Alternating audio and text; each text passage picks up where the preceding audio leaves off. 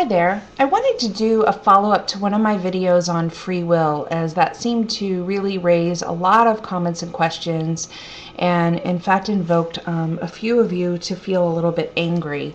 And I just wanted to touch on that a little bit and maybe elaborate a little bit more from my experience. Again, this is only speaking from the experience of Kelly. That's the only story that can be spoken about here.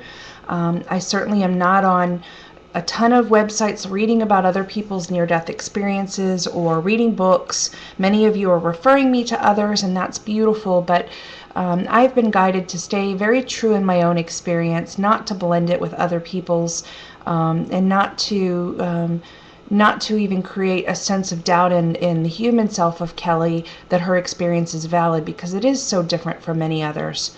I can only talk to mine. That's all I will ever do. Many of you seem to feel reactive and defensive in hearing that there is no free will, that this is scripted, and that the brain actually knows before the body reacts of what decision will be made. That if a presentation of two choices is given, maybe chocolate ice cream and vanilla ice cream, that the brain actually knows which it's going to choose before the hand reaches out. Which then creates this feeling that we are no more than robots here.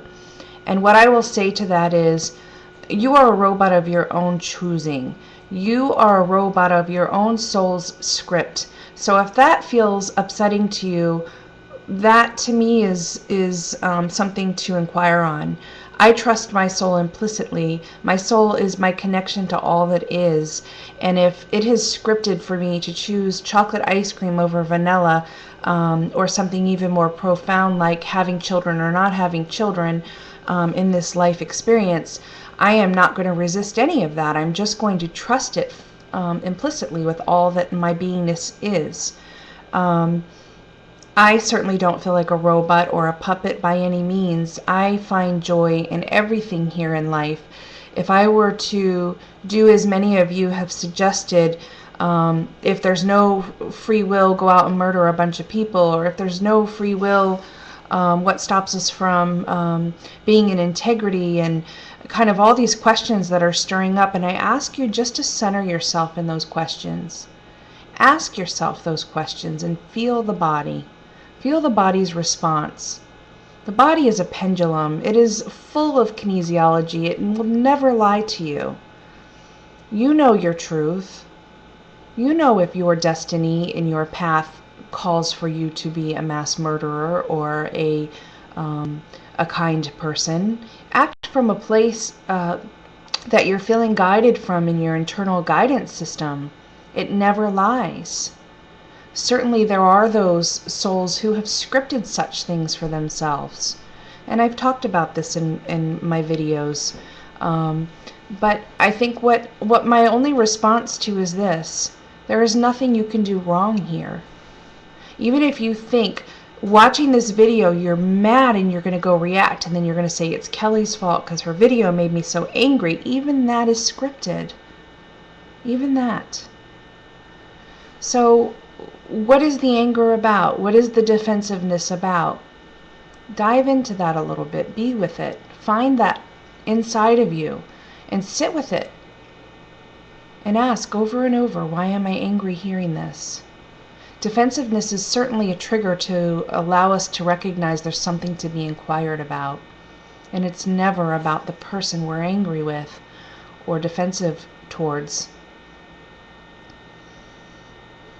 I made a conscious choice to share freely what I have been guided to share.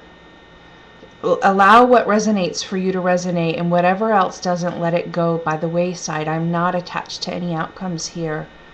There's no need to be right in this story called Kelly at all.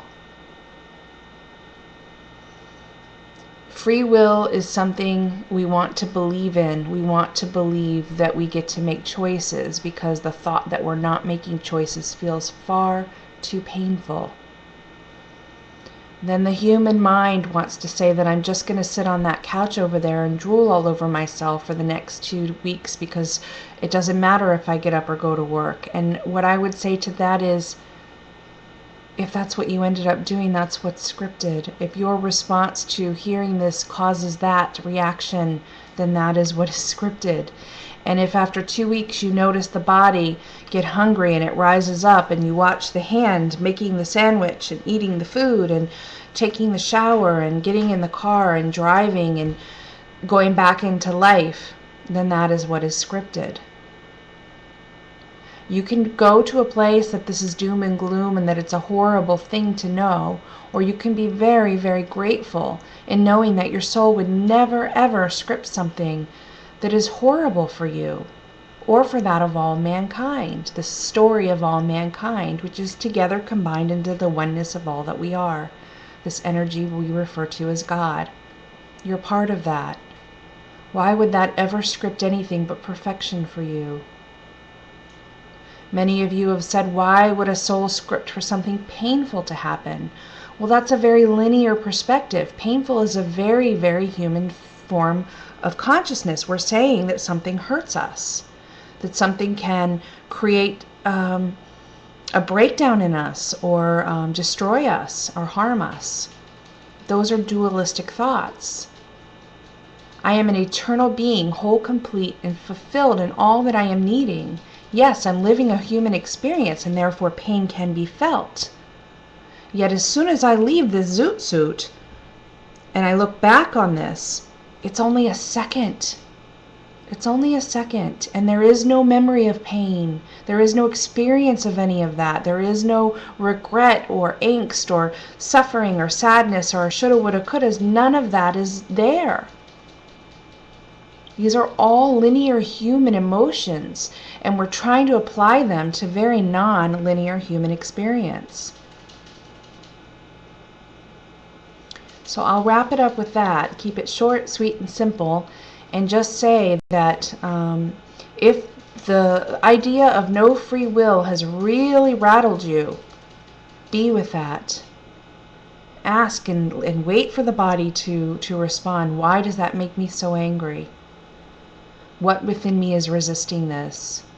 What within me needs to be right? Just be with that. Until next time. With love.